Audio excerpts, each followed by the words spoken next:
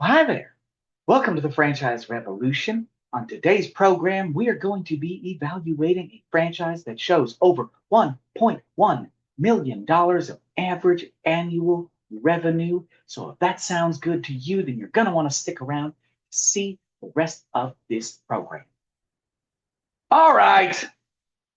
Sorry about that. Trying something new for you today. My name is Jason Revere. I'll be the host of the Franchise Revolution today. And as I mentioned on the top of the program, we're going to be evaluating a $1.1 million franchise opportunity for you. But before we get started, I want to do some introductions. Again, my name is Jason Revere. I'm the founder of Revolution Franchise Brokers, and we specialize in helping people just like you find the right franchise opportunity for them. So if that sounds like something you are interested in potentially exploring, you're going to want to click one of the links on this video here or somewhere on this page here, or just visit our website, revfran.com, to learn more about what we do. And then we've also got over here, as you can see here, we got Nicolas Cage joining us today. He'll be chiming in on occasion to share his thoughts on this particular franchise opportunity. But without further ado, let's learn more about what this $1 million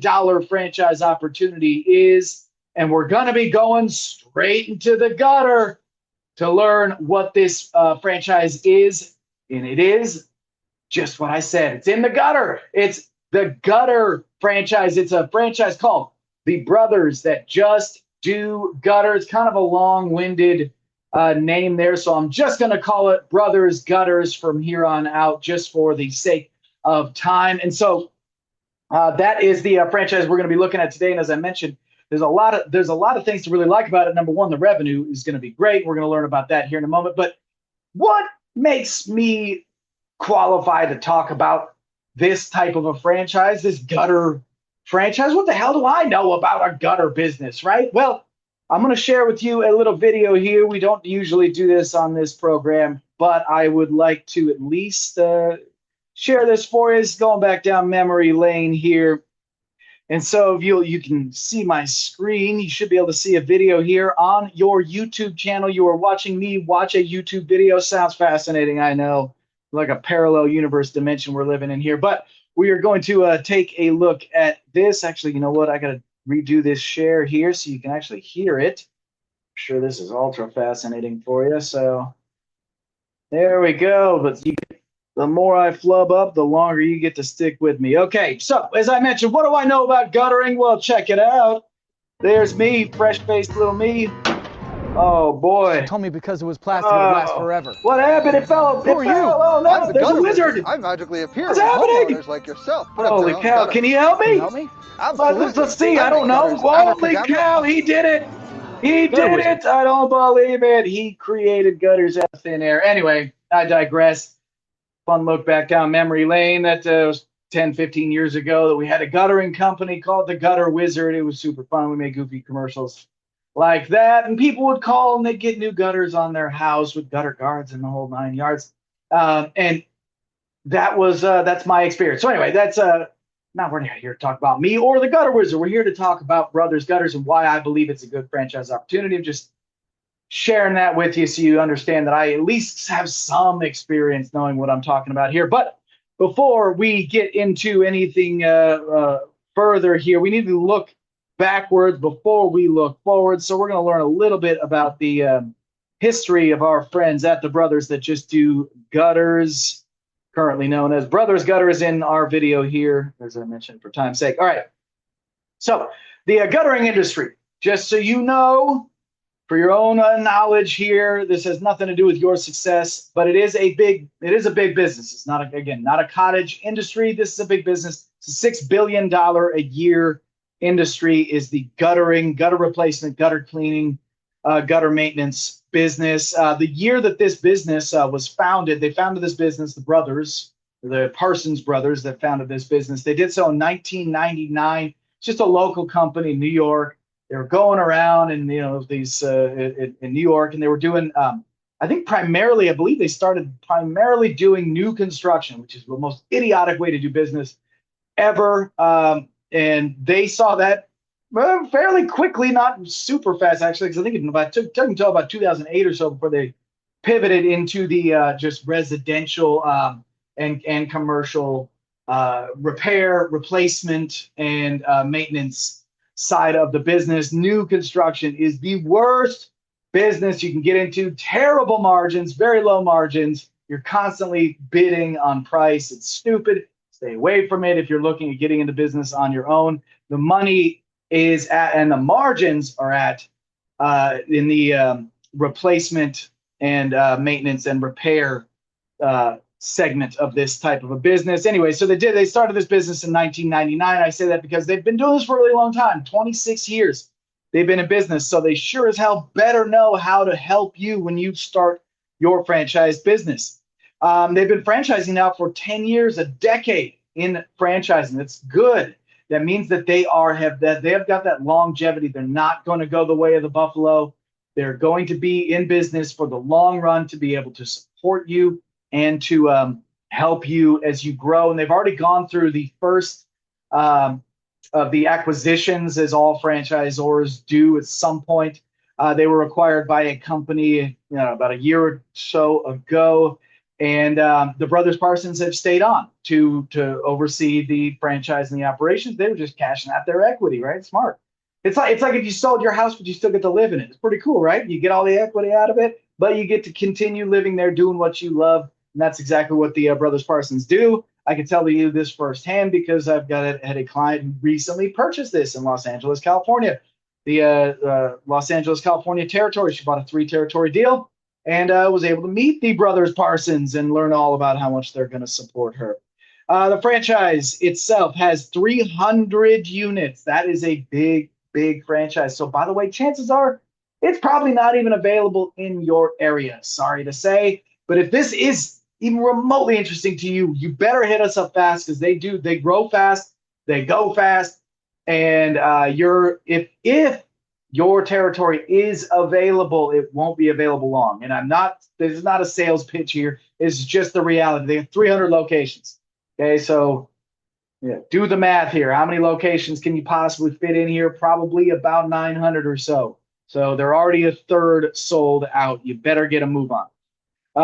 Anyway, royalty, I'm not going to go into that here, but the initial investment you do need to understand. So this is what they would consider a low investment franchise. What I would consider a low investment franchise as well. 143,000 and some change, all the way up to 205,000. If you've watched any of our videos on this channel here, you know that I always say, assume it's the high end. Just assume you want to have as much working capital as possible so the F word doesn't creep in, and it's not the F word you're thinking of. It's fear, and it also might be the other one that you were thinking of. But you don't want fear creeping up when you're launching your business. Let's say it takes longer to get to the break-even point, whatever, quote unquote, or the cash flow positivity point. What if it takes longer than you project it to? And you projected only 143,000, and now you're running a little low. What are you going to do? Fire everybody?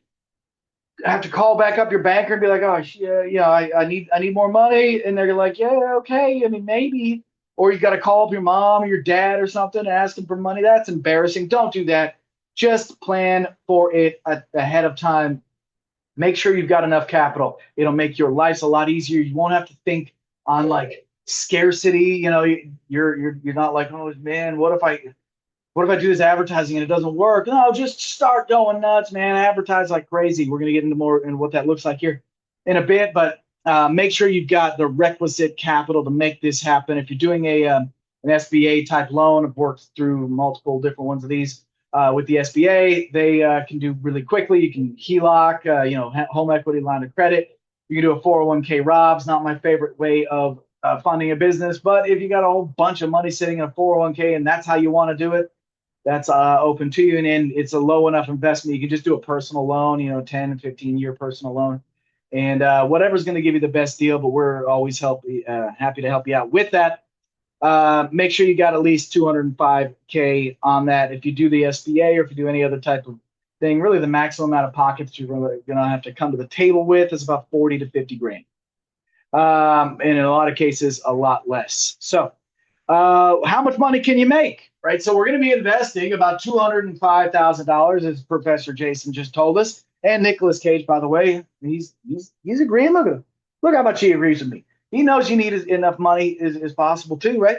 And so uh, let's say you take that money and you plug it in. What are you going to make? Well, as I mentioned at the top, spoiler alert, already spoiled it for you. The average unit volume of this franchise is $1.1 million. And if you know anything about home service brands, that doesn't sound like a crazy egregious amount. You know, it's higher than some, it's lower than others. You know, I had a franchise system in the past, in a previous life, that our franchisees on average did about $3.5 million top line revenue, which is great, right? So 3 times. Oh shit, it must be much better. Well, let's look at the adjusted profits. And they have to say adjusted profit because they got to take out royalties and brand development fund, anything that the franchisees are going to be paying to the franchisor. They need to make sure that they take that out. So we call it adjusted profit in our world. Just know this, it's just net profit. Okay, that's all it is. Net profit, or EBITDA, however you want to classify it, of 286,961, which is just over 20% of net profit. Net profit of 20% on a home service business is pretty good. You know, it's not the highest I've seen, but it certainly ain't the lowest. It's really solid. But that's not the reason to love this business. Yes, great. It's great. You make a great amount of money, $200,000+ on a $200,000 investment. Wow, make that all day long, right? Every dime you make past your first year in business, if you're an average performer, is gravy. They've got high performers, some that are doing over $1 million a year of profit, not just of top line revenue. So if you're a high achiever, if you're a high performer, let's say you work in a job and you're at the top of the list every time. What are the chances you're going to be at the top of the list of this? Probably pretty good, right? Also, if you're a bottom performer, by the way, please don't call because we're just going to turn you down and they're probably going to turn you down. But if you're an average performer, average is going to get you $1 million of top line revenue, $200,000+ of bottom line revenue. Not too shabby, right? So again, strong financials. I know I'm rambling here. Strong financials. Company-owned outlet did over $4 million at a $1.1 million profit last year. They give you the opportunity to own multiple locations too, which doesn't necessarily mean that you're going to have more revenue, but it just means you're going to own more of the territories. You have bigger scaling opportunities. So if you got big aspirations, they've got a really clear-cut way to own multiple territories. A lot of franchises, I do not endorse doing multiple territories. I just don't think it makes sense at the onset of the business, because a lot of them will charge you royalties on each one of those locations, like minimum royalties on every single location from the jump, from the onset. Run away from that. That's just a money grab from the franchisor. This one does a really great job at making it easy to understand. Like, yes, you own multiple territories, but we're going to give you the ability to scale into them. We're not going to force you to buy like 5, 10, 15 vans or trucks right out of the gate. They're not going to put you in a bad position. This is a really friendly franchise system. They got a great FDD. Their FDD is the most franchise disclosure document. For all of you watching who don't know what the hell I'm talking about, watch another video of mine or just Google what is an FDD. You'll learn more about it, what that is. But in item 19, they show the financial performance representation. Most franchisors absolutely suck at this. They try to pull the wool over your eyes. I've worked with a number of franchises. I look at their data in the item 19. I don't work with them, by the way. I kick them to the curb. But you look at them, and you're like, what in the hell am I? What am I looking at? What is this? They're just showing average top line revenue. Like, who cares about what the average top line revenue is? I want to see what the low performers are doing. I want to see what the high performers are doing. I want to see a P&L, multiple P&Ls if possible. And this franchise is the single most transparent. So you're taking notes. Number one reason I love this franchise, they're going to show you everything. They got a P&L. It's like 85 pages long for every single franchise location in their ecosystem. It's at least reporting on here, but there's a ton of them. Show you a full P&L from each and every one of them. It's pretty remarkable to look at. You can get lost, so they do provide summaries in there, and they show you averages, median, top, bottom. average ticket price, median, high, low, top of average ticket prices. They show you average profitability, average gross profit, net profit. They give you all of those things in an easily digestible table. But then they show you every single franchise location. It's awesome. Awesome. If you like business, you're going to love this. All right. So where was I going with this? All right. Let's take a look at some of their stuff here. At least I want you to at least see the branding that they're working with here. Full disclosure, I'm not a huge fan of the name The Brothers that just do gutters. Doesn't really roll off the tongue, but I love that you can shorten it to Brothers Gutters or just BG. BG. That sounded like Trump there, didn't it? Gotta love the BG. Anyway, so this is it right here. You got the little brothers, little cartoon brothers. Isn't that cute? All right, so they are the first to market. Again, COVID strong. It's just something all these home service brands have got to say. It is true, but understand that they're not the only one out there that is. So don't let anybody mislead you, including this one. There's a lot of brands that are COVID ready or COVID strong, deemed essential services, whatever. During an economic downturn, home service companies do really well, regardless of what anybody's going to say about, it's the strength of the dollar, all that nonsense. No, it doesn't matter. If people own their homes, which they do, regardless of interest rates go up, a weak economy can be very strong for a home service company because people want to reinvest the little bit of money that they've got to making their houses more livable and more enjoyable. Since they can't sell it, they can't move out, and so it is. There's no bad time to own a home service franchise. I'll tell you that. Anyway, it's a simple business model. Anyway, you can see all this art already on your screen here, so I'm not going to belabor the point. Just wanted to see this that branding here.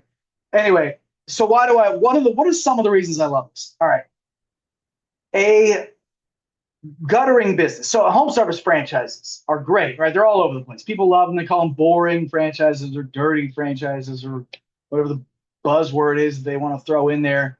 And there's a lot of reasons that people love them. They're great. They're cash. They make a lot of cash. They have cash. They're cash flowing properties. They make good net profit especially by comparison to opening up like a McDonald's if you're an absolute Yahoo or Subway, even the worst, absolute worst one you could possibly open is Subway. But the reason that people love these franchises so much and smart people are investing in them is because of the fact that they do make a lot of money. But some people really don't take into consideration some of the complexities. Not everything is equal when it comes to buying into a home service type franchise. I'll give you some examples. So imagine this. So let's say you're juxtaposing between buying a Brothers Gutters franchise and like a Mr. Sparky or Mr. Electric or one of these like electrical franchises. Okay, great. Both of them are great in their own respect. Okay, but let's say you're a middle manager. I'm just painting a picture. And just think about your own background. You're a middle manager, and you're like, okay, I want to be my own business owner. I've heard a lot about these dirty franchises, these boring franchises. I want to buy into them. And I see the numbers of Mr. Sparky or one of these. Oh my gosh, I can make like 200 grand a year or 500 grand a year. It's gonna be amazing. Here you go. Oh my goodness, right? And you get all ginned up and excited about it. You're like, oh man, it's gonna be awesome. And I had a client who actually had this similar kind of a thing happen with a plumbing type franchise, which is great, right? Yes. Can you do that? 100%. Yeah. Yes. Are you a licensed electrician? If the answer is no, you need to come to the table with about twice the amount of money than what is shown on the FDD. Why? Because you got to lease the license from someone. Okay, you have to lease a very difficult license to get from somebody, right? And in some states, you have to get a license to own a guttering company too. But I mean, come on, guttering versus electrical. It's a different animal, right?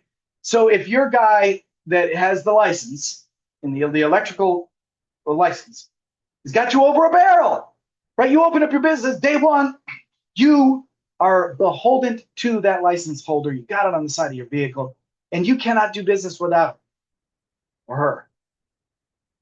That's a really challenging thing to do. And what the hell? What happens? Worst case scenario, you get a call.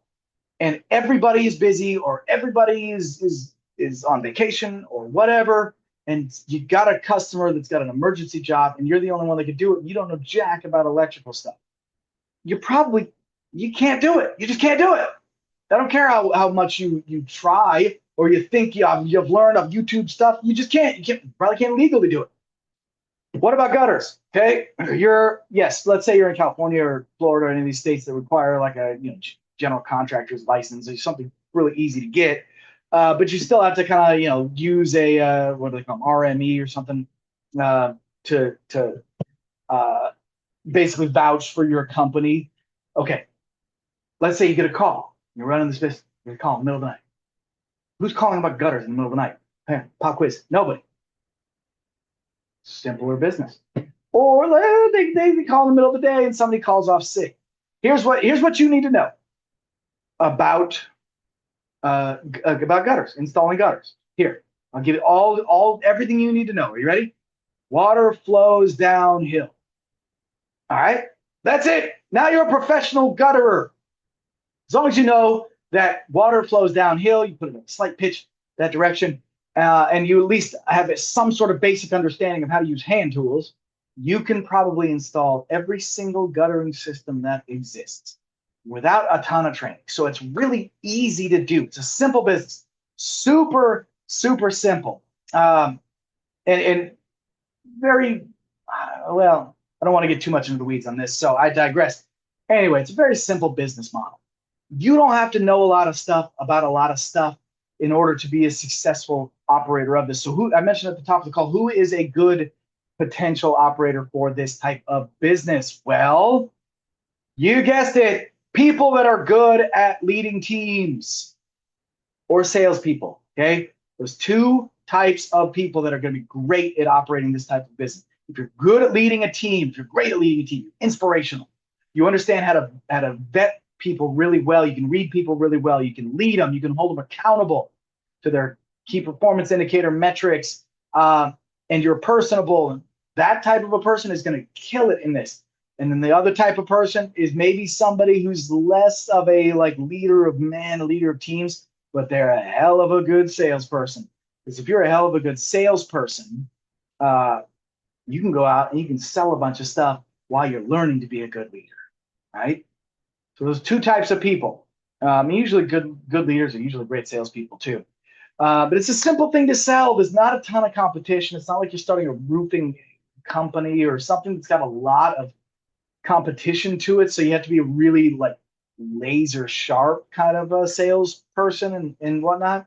This is pretty easy to sell. You got good branding, good marketing. Your marketing is going to do 90% of your sales for you. They see your commercials, they see your branding on the interwebs. I've vetted all of this stuff out for you guys. They do good marketing. They got great digital resources. They got a great call center that books all your appointments for you. A lot of cool stuff to like about it. Anyway, I digress. This is too much. I'm giving you way too much information for free. Unless you want to mail me some checks, I'm gonna be done talking here. So, Nicolas Cage, what do you think about this franchise? What do you think he's gonna say? What would Nicolas Cage say? He'd probably say something like this. Well, how am I not in that franchise? Right? That's what he's gonna say. Anyway, I appreciate y'all for joining me today on my review of the Brothers That Just Do Gutters franchise. If you are interested in learning more about them or any of the other franchise opportunities that we've got here, just click on our website, revfran.com. Fill out one of the many ways you can get a hold of us. My cell phone number is on there. Just call me. If you like this video, please click subscribe and hit the like button. If you hated this video, please click the subscribe button and the thumbs up one as well. I don't care if you like it or hate it. Just tell everybody else you like it. And if you want me to review any other franchise, if you've ever seen a franchise out there that you want some real feedback for, I hope this was enlightening to you about what this kind of a business looks like. I know it was relatively brief, although I've been yammering for a long time. But if you see something you want me to review, put it in there. That helps me to see what people want to see on this channel. So anyway, I do appreciate you guys for joining me today. Be excellent, and we'll catch you on the next